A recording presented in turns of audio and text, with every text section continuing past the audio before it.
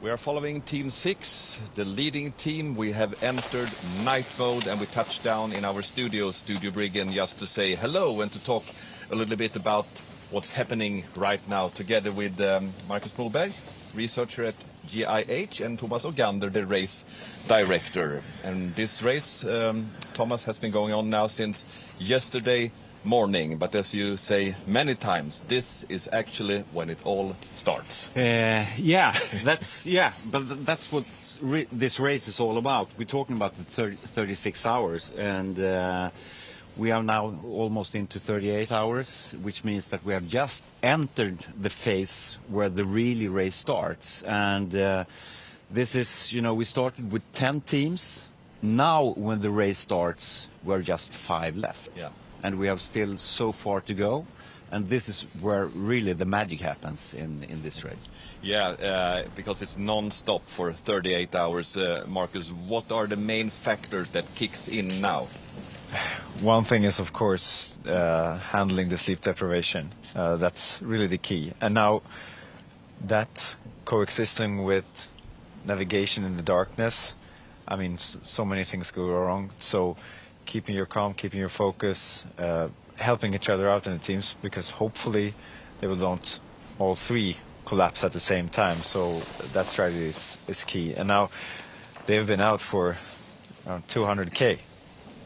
So, I mean, it's of course pain involved, energy is deprived, but I know at least Team 6 have been doing really well with the energy strategy or energy intake. So, I mean, they're as good as that they can be.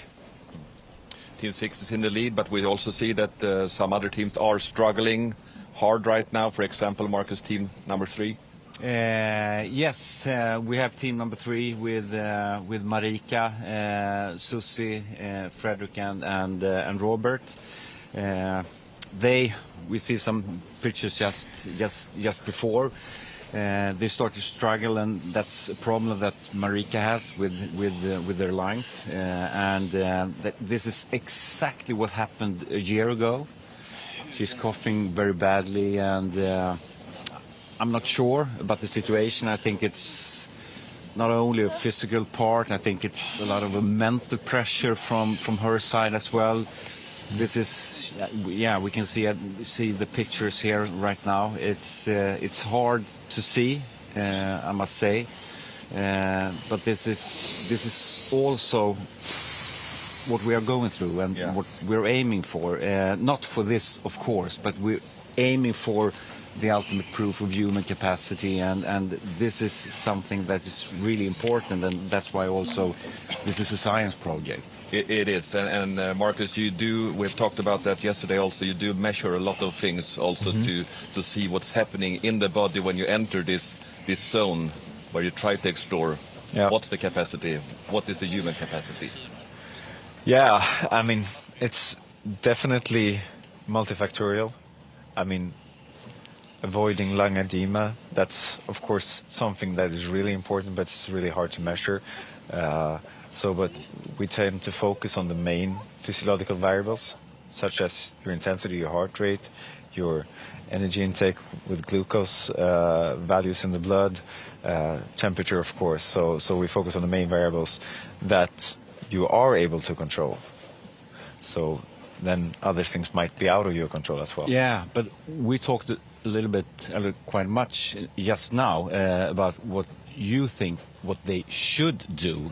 Can you just tell us a little bit about that in these kind of situations? Yeah, I mean, one thing that could contribute to this effect is, of course, the prolonged pressure against the chest with the tight wetsuit. So that could be an aspect. And now it might be a good strategy to actually take off the wetsuit, put on a different shirt, a warmer shirt, and run with that. So take the time, because you don't have to run with a wetsuit. That's a choice they can make. So that could be an alternative strategy, and also maybe focus on having a wetsuit that is not that compromised, especially on the torso, and buff up arms, legs, head where you're really cold. So that might, because you really need the breathing and you need to be warm. So that's. But this is also a stage where you have gone through a lot of swimming. Oh, yes. But now in the end of stage 4, there's a lot of running, which means that if you could just push yourself through the last swims before entering Ornö and Utö, you have more than 20-25 Ks of running, which means that if you just are able to enter those islands, you're able to go into another mode and keeping out of the water for a long time. So before you're entering the long distance in Danzige Gap, for example. So that's part of the strategy as well. Let's see, how could you push yourself to enter those areas? Yeah, and I believe that's pretty much where Team 3 is right now. Also, they have a long walk or running if they want to walk. Yeah, in exactly. front of them. Yeah. They have, where they are now, they have like a 2.5 Ks run. Then they have a little bit a longer swim into Ornö. Yeah. But when they have reached Ornö, just short swims to Utö and the long runs. We see some live pictures here from Team 3. I think I overheard also from the broadcast that they said that they want the medics down there just to check that everything is okay. It doesn't mean that they are quitting or anything, but they need to maybe check that Marika is okay then. Yeah, exactly as Team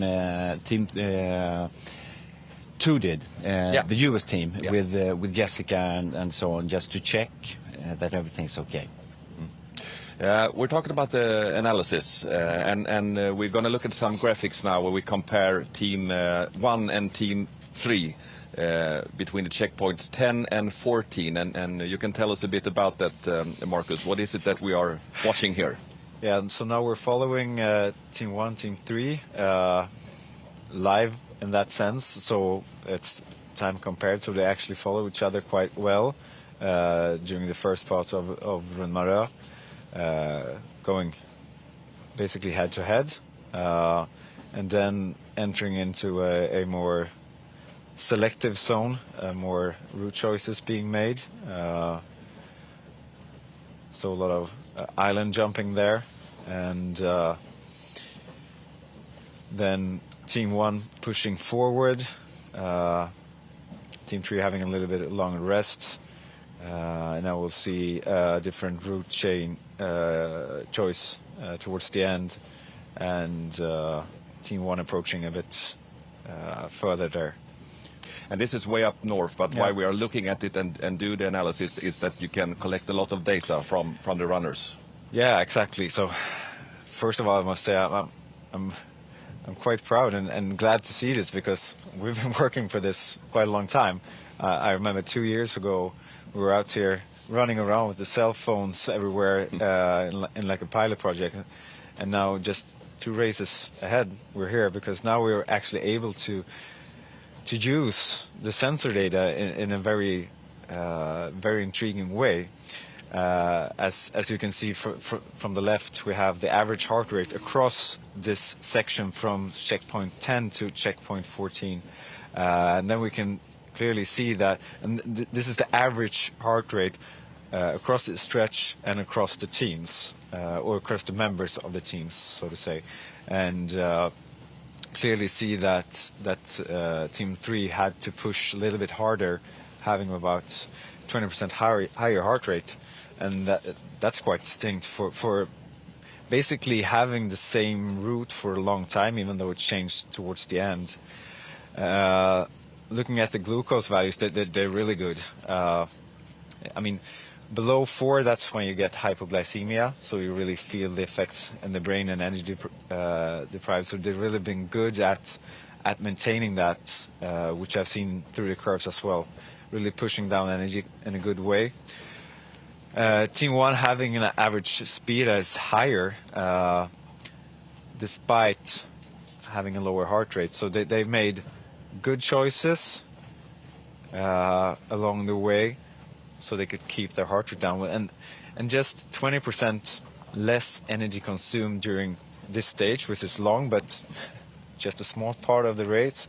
If that continues or stays this way, it will of course make a large difference towards the end. And you talked about the heart rate there. If we dive even deeper into the heart rate, looking at the whole stretch from checkpoint 10 down to checkpoint 14. Yeah, so this is another way to view the graph. It's selective here for Team 1 and Team 3. And this is just another way of looking at it. Here you can clearly see that Team 1 was very stable in that sense. They made mostly running and then a short swim there, which makes the heart rate go down, and then very consistent, while Team 3 were more all and about in that sense, not that stable, maybe increase in intensity, decreasing, and might be stressed in instances as well. So this is a very nice way actually to compare the teams across stretches. So this is the average Yep. heart rate, Marcus. Yep. What could be said about swimming and running? Does the heart rate increase or decrease while you swim? Yeah, I mean, if we start to look at maybe the first 5 hours of the race where they really go at it and try to make positions and anxious of getting started, they really push themselves during running. We saw heart rates about 180, 190, which is almost at the max. And then when they enter swimming, the heart rate goes down because it's less energy consuming, so maybe down to 130. But as we see now towards the end, when they have to keep their pace down on land, more jogging, more walking, it makes more comparable. That's if you would see a diagram all over the course, it would have stabilized, sort of being the same around 100, 120 when they're active. Yeah, this is interesting. And Thomas, I think we will talk much more about the data and the analysis tomorrow. Yeah, right? for sure. That's also a big part of the race to invest in this kind of development in sensor data and everything. So that's really important to be able how we can use data and not at least how we can analyze data in these kind of environments and endurance sports to see what's actually happening in the body and what differs between the teams and the outcome and so on. Yeah. And when we look at the leaders now and the teams that are still left in the race, you talked about a winning time. That's what you're looking for. You're not talking so much about the distance. And somewhere between 54, 55. Yeah, what we said, yeah, exactly, because we're going for time, not for distance, because in the end it's the weather, the conditions that will decide which winning time we will have. So we're aiming for time, and we're aiming for between like 53 and 55 hours. And we can change the course. Yeah, you think you need to adjust the course a bit now? Or? If we look now, I would say that we have a winning time a little bit more than 54 hours. And if you're looking at the pace on Team 6, it's getting lower and lower. And if that continues, I think we might have to adjust the course a little bit to not go over 55 hours. We have had 60 hours. That's too much. We really want it to be between 53 and 55. So maybe we will see that later on, but that's part of the race strategy as well. And looking at Team 6 here, the leaders, it's interesting because if we're talking about exploring the human capacity and we're talking about the finish time, 54 hours, maybe, we don't know. They haven't been competing that long before, right? No. They have won twice here, but they've yes. never been competing more than 50 hours. No, not in this race. So they have had winning times of 48 hours and a little bit more, 50.23 hours last year. And the only team that has extended 50 hours is team number 6. The winning time was 60 hours 2 years ago. So this is really interesting to see what's actually happening with Team 6 at this stage. They haven't been at that level before in this race, and Team 3 or Team 1, they know that they have succeeded in 60 hours. That's a mental advantage, I would say. So it will be really interesting to see what's happening. And this, we're talking about the 36-hour limit, and this is where it really can change. And we had 10 teams, we're down to 5. So now we don't know. No. And I think this is excellent footage of what we talked about earlier, entering night mode, second night. Now we'll see Daniel lead navigation in very tough terrain. See him checking around, and he's been awake for the race, but then a few hours before that, and maybe a poor night's sleep across that. So a lot of time without sleep, and now he has to do very critical navigation, as you can see here. So, I mean, it might do really good, which he's trained at, but mistakes can easily be made here. So, yeah, it will be interesting. And we know that Australia, Team 1, is chasing the Swedish team here. But we also know, as far as I know at least, that Team 1 had a power nap earlier today. And Team 6 didn't have that. And that might be valuable later on this night, or what do you think? Yes. That's. I think that might have been a strategy from team number 1 to take that power nap, to be able to push more in the end, and team 6 hadn't. We're not sure, but in the end we see right now it's a big difference between team number 1, team number 6, and the other teams.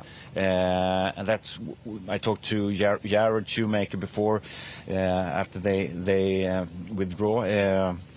It's, well, we say like team number 1 and team number 6, they're almost on another level at this stage, and it will be really interesting to see what's happening here.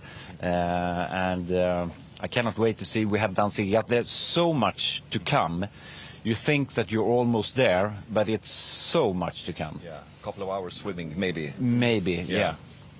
Interesting. You mentioned night mode.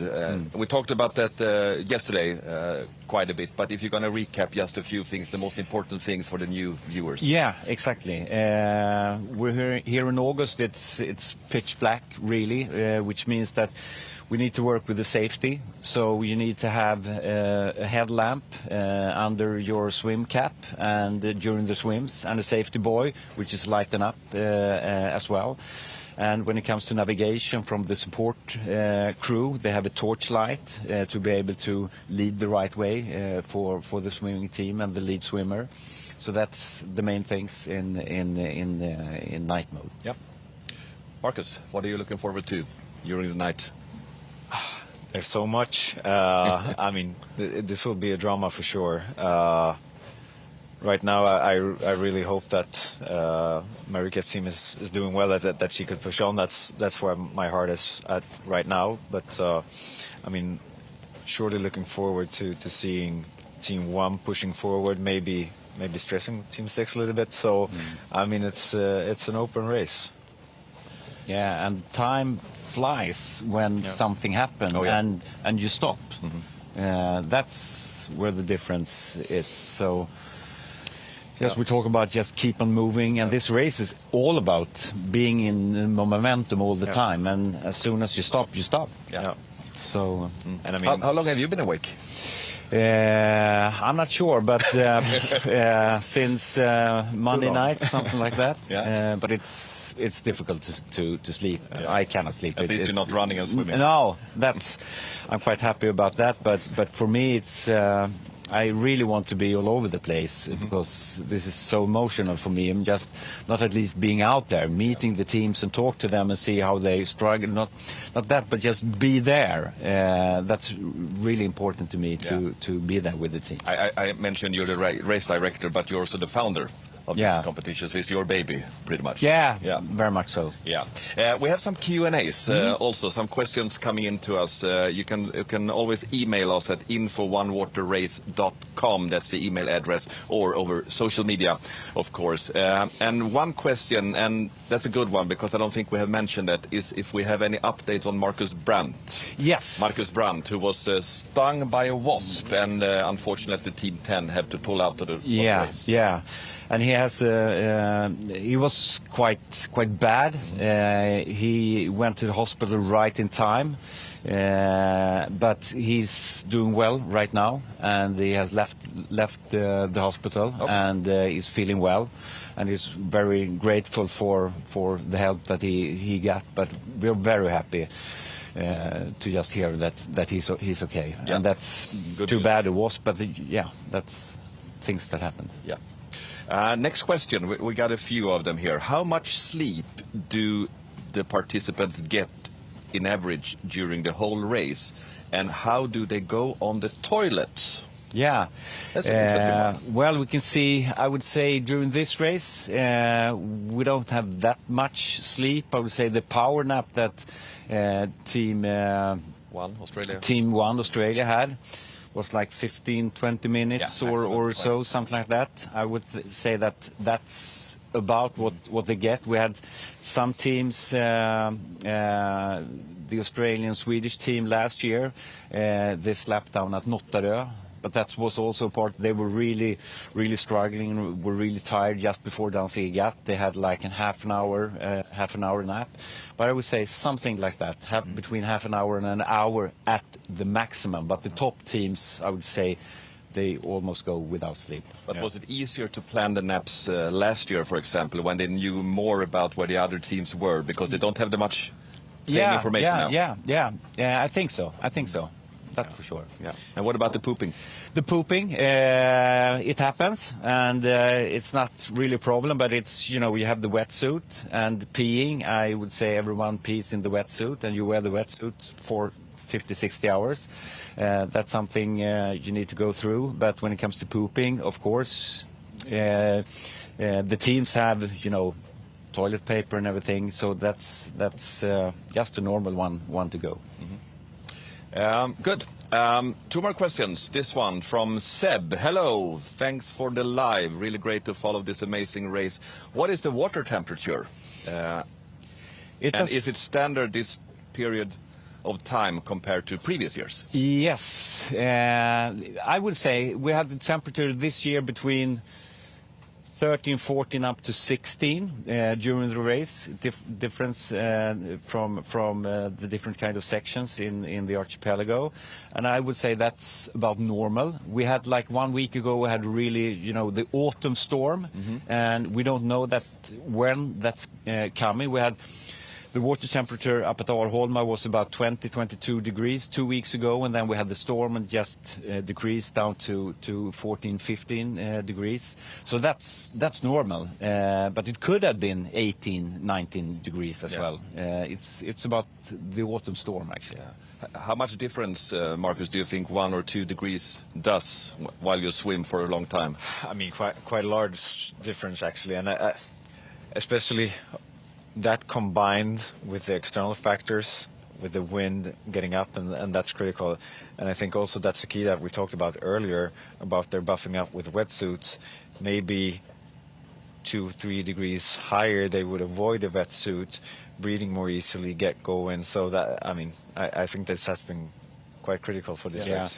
And we have seen during the race, it has been really cold, and the wind has been cold, and they wear double wetsuits.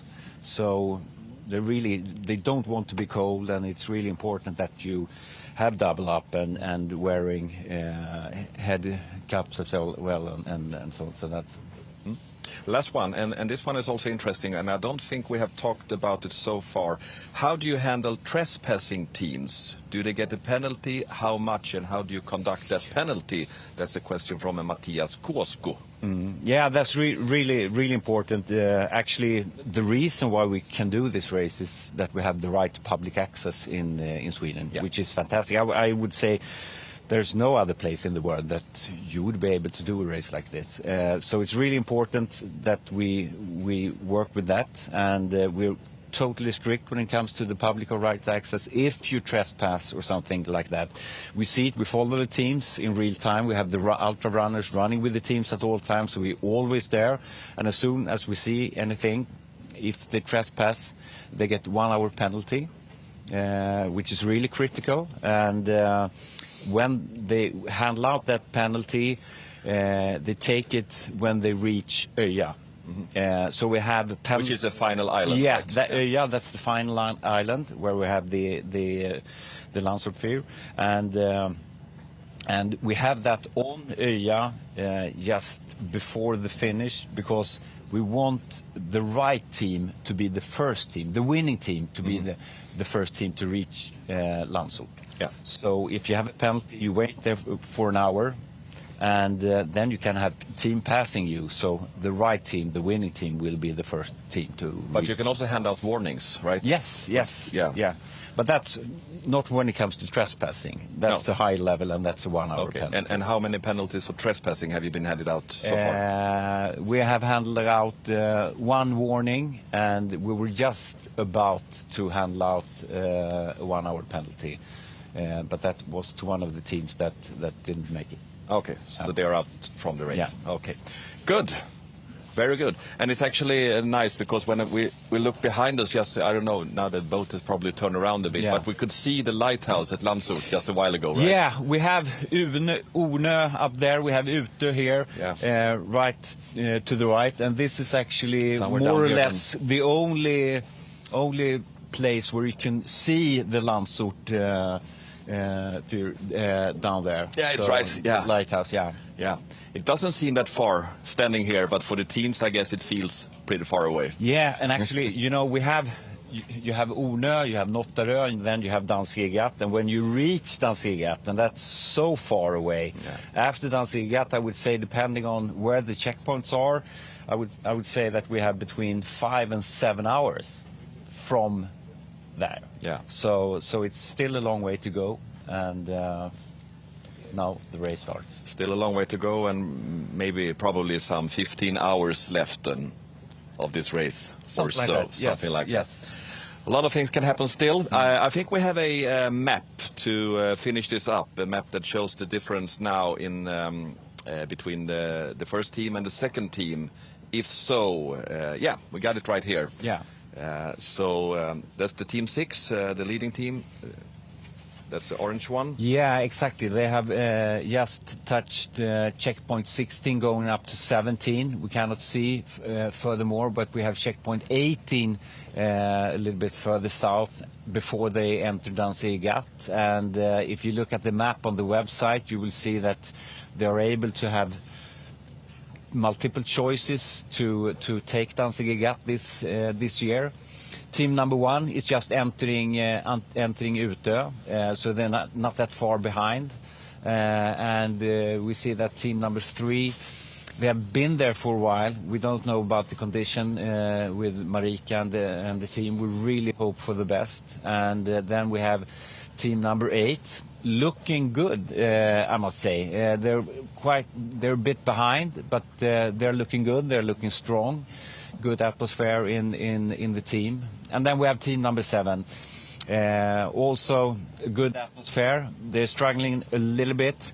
We don't know about checkpoint 15, if they will make the 8-hour rule or not. They really need to have a really good pace, so we hope for the best, but this is the situation for now.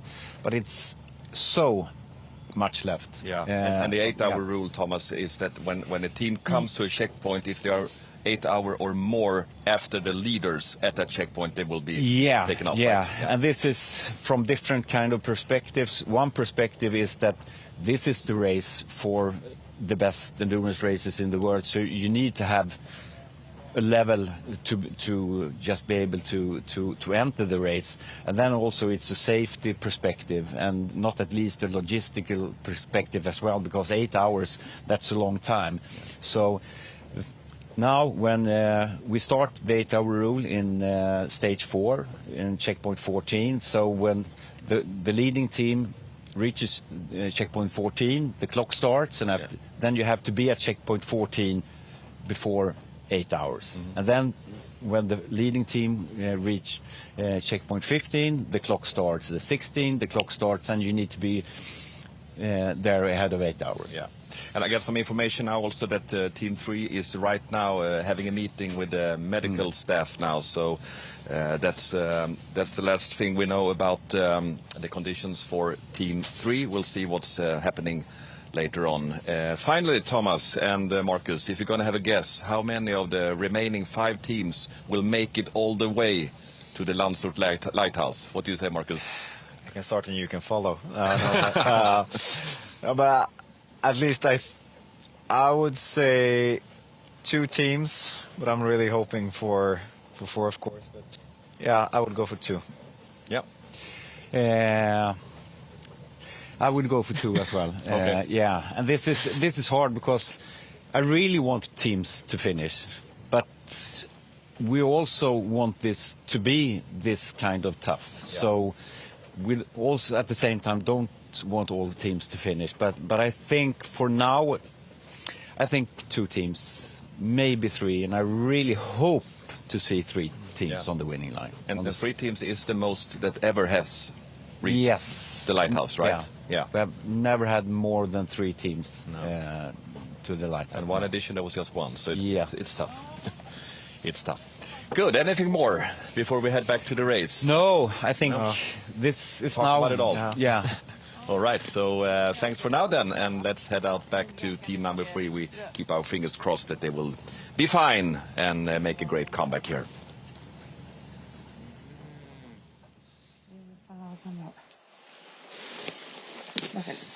Back.